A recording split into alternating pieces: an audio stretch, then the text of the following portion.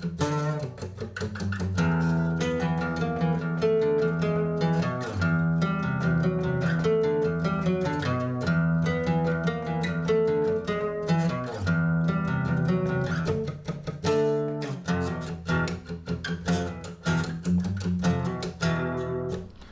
everyone, my name is Mike, and today I'm going to be looking at the propaganda technique appeal to ridicule.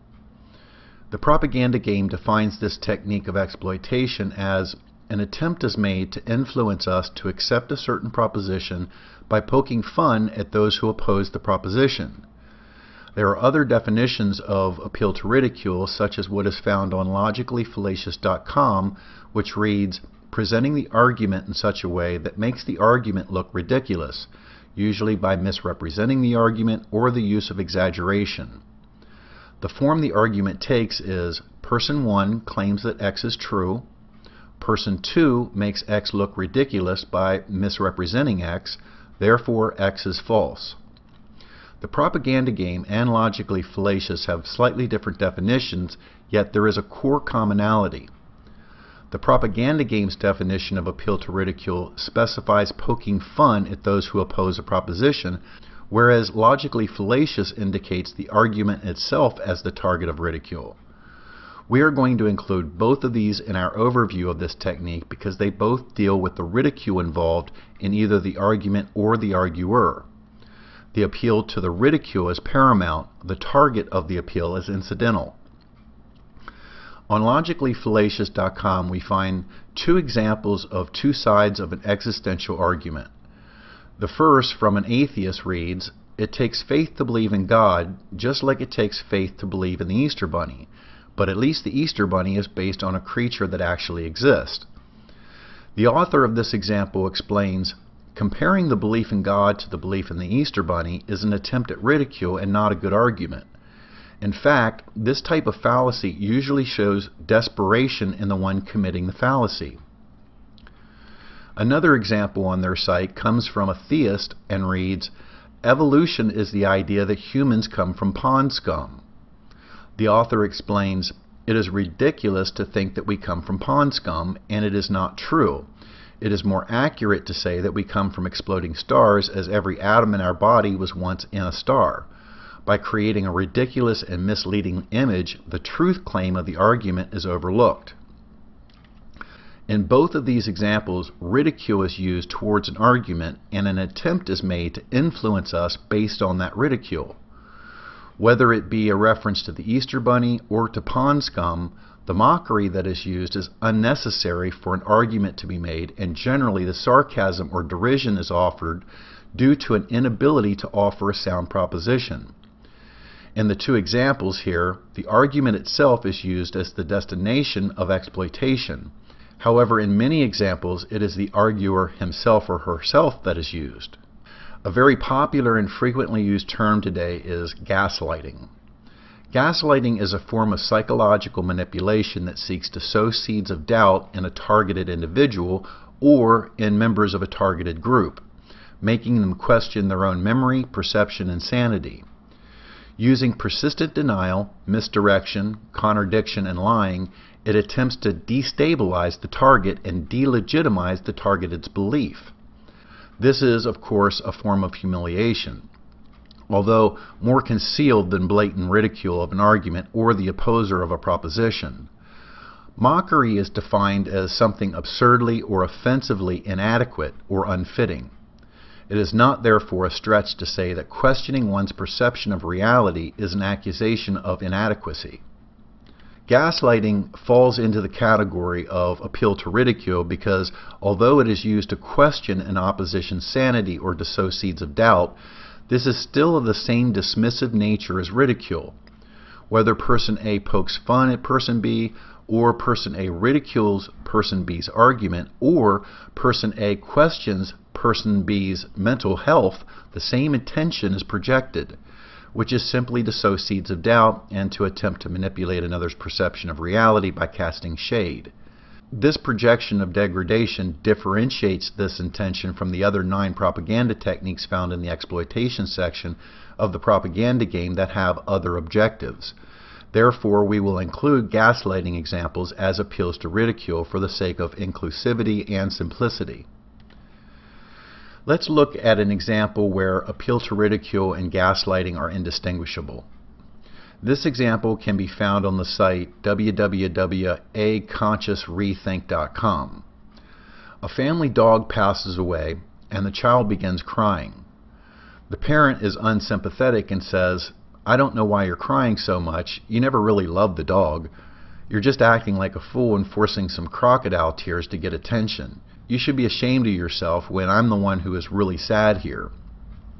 The ridicule here is monumental, but the attempt to delegitimize the child's feelings are even worse. The gaslighting is complete with the child feeling shame for his reaction. This appeal was perpetrated on a child, emotionally incapable at their age of fending it off. But this very same psychological offense is successful on adults as well. This technique is especially common in relationships. HealthyPlace.com provides a list of 15 signs that you may be the victim of this type of abuse. I found them to be interesting because they are, unfortunately, signs that appeal to ridicule has been successful. Here are some of them. You are constantly second-guessing yourself. You ask yourself, "Am I too sensitive?" a dozen times a day. You often feel confused and even crazy at work. You're always apologizing to your mother, father, boyfriend, and boss. You can't understand why, with so many apparent good things in your life, you aren't happier. You frequently make excuses for your partner's behavior to friends and family. You find yourself withholding information from friends and family so you don't have to explain or make excuses. You know something is terribly wrong, but you can never quite express what it is, even to yourself. You start lying to avoid the put-downs and reality twists. And finally, you have trouble making simple decisions. This doesn't mean, of course, that if you've had these thoughts or feelings that you are definitely being gaslighted, but they are good indicators that we might want to take a look. We've all probably been told, "Don't you think you're overreacting?" Or, "Where do you get a crazy idea like that from?" Sometimes these seemingly benign statements can be used to influence us to believe things that may not be true. Understanding appeal to ridicule allows us to at least ask ourselves if there may be less benign intent behind the statement. Let's look at a few not so subtle examples of appeal to ridicule. In the first example, we find a photo manipulated meme that takes someone's profile picture of them riding their motorcycle. The second half of the meme adds a big bellied man mowing his lawn. The creator of this meme is making the point that people are not what they present themselves to be on Facebook. It's also a very effective presentation. However, the reason why this cartoon is considered to be an appeal to ridicule and manipulative is that, one, not everyone is putting up false pictures of themselves, but more importantly, using an overweight person to make the point is mockery. And however effective it is, the ridicule is unnecessary to make that point. It is important to understand the difference between ridicule and an appeal to ridicule. Ridicule in and of itself can and is used primarily to put another person or idea down. It is generally straightforward, and for the most part, you know when you've been ridiculed. It can also be used, as some comedians do, to self-deprecate, to make fun of oneself. It can also be done amongst friends to joke around. These types of ridicule are not only benign for the most part, but they can also be completely harmless when both parties are in on the joke, as it were. But an appeal to ridicule has an exploitative intent. The ridicule is the engine that makes the car run, but the driver is intent on influencing us to accept a certain proposition. If, in this example of the motorcycle driver, we were to have only seen the bottom half of this meme with only an overweight man pushing a lawnmower, we could easily call this blatant ridicule or prejudice. However, there was a broader point attempting to be made, which is that people on Facebook are not what they seem. Let's take a look at another example. A comment made on a political message board reads as follows: "Hillary Clinton is even crazier than Nancy Pelosi. Pelosi is the poster child for crazy. Who would vote for Hillary?" First, No policy or issues are mentioned here, just a blanketed accusation of mental instability. It might very well be true that both of these women are bad actors in the world of politics. However, mockery is an inadequate delivery method for demonstrating one's point. I don't know too many people who haven't been called crazy. It's a word that is tossed around frequently. This could very well be an ad hominem attack as well. However, the commenter delivers a point at the end of his ridicule of these two politicians, which is the somewhat rhetorical question of who would vote for Hillary. Instead of offering some empirical or even questionable activity of misappropriation of funds or poor judgment used on shady bills she may have signed in the past, the commenter ridicules and then suggests that the other viewers on the message board not vote for her, hoping the ridicule is enough to influence a decision. In this example, we find an obvious appeal to ridicule from gun activists directing his mockery towards liberals, suggesting that they see this automatic weapon as much more violent than it really is. There are several obvious problems with this suggestion. This exaggeration is certainly not how most liberals see automatic weapons, not to mention the fact that Republicans, Independents, Libertarians, and Democrats favor more comprehensive gun laws. Liberals don't believe semi-automatic or automatic weapons can fire missiles. They believe that what these weapons do in reality is sufficiently dangerous enough, not to mention that military-grade weapons are already illegal. Mentioning this is not an attempt to take a side. What we are doing here is focusing specifically on the mockery of liberals to influence conservative viewers of this meme to accept the proposition that liberals make a bigger deal out of just how dangerous these weapons are. This meme is very powerful, but its effectiveness does not cover the misrepresentation, hyperbole, and ridicule. In the next example, we find another cartoon exaggerating Donald Trump's hair, also throwing in the Republican elephant tangled inside asking for help. The author of this meme is clearly making the point that President Trump is killing or suffocating the Republican Party. And to do so, it was felt that ridiculing his hair would help deliver this message. The hallmark of this method is in dressing up the proposition. The ridicule is woven into the fabric of the point. If the reason is that the messenger doesn't feel he has a strong enough point and thus needs the ornamentation of mockery, this should tell us the point doesn't hold much weight or the messenger isn't confident enough in his own message. We see this constantly in current events. To use the two main representatives in the major parties of late, the battalion of smears, ad hominems, and appeals to ridicule certainly improve network ratings who spin identity politics into digestible soap operas for viewers who are more interested in winners and losers than issues and policy. What each of these examples have in common is that the mocking does not show that it is false.